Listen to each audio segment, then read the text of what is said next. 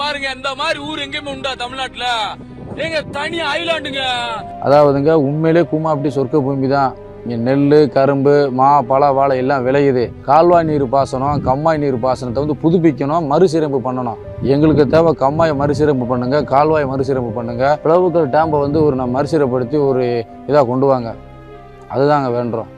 கூமாப்பட்டியில் இத்தனை கம்மா இருக்குது, இவ்வளோ இருக்குல்ல, இதை வந்து மறுசீரமைப்பு பண்ணி நல்ல முறை கொண்டு வரது ஒரு தமிழ்நாட்டோட கடமை நான் நினைக்கிறேன்.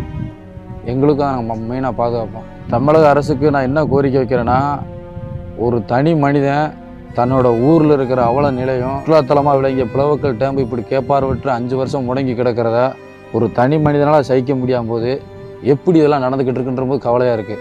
எனக்கு வந்து என்னோடய ஊர் பிளவுக்கல் டேம்பு இந்த நிலையில் இருக்கிறது, மீண்டும் கூமாப்பட்டியை பிளவுக்கல் டேம்பை சுற்றுலாத்தலம் மாற்றுறதும், கூமாப்பட்டியில் இருக்கிற கம்மாயில் தூர்வாரி ஒரு நல்ல ஒரு நீர் ஆதாரமாக கொண்டு வரணும். கூமாப்பட்டி மக்களுக்கு வருஷநாட்டு பாதையை திறந்து விடணும். மேற்கொண்டு கூமாப்பட்டி மக்கள் பிளவுக்கல் டேம்பில் வர தண்ணியை விவசாயத்துக்கு மட்டும் இல்லாமல் நீர் குடிநீருக்கும் பயன்படுத்தணும். முக்கியமாக இந்த பிளவுக்கல் டேம்பில் தொலைத்தொடர் வசதி இல்லை, அதை தொலைத்தொடர் வசதி கொண்டு வரணும். ஏற்பாடு கிடக்குது.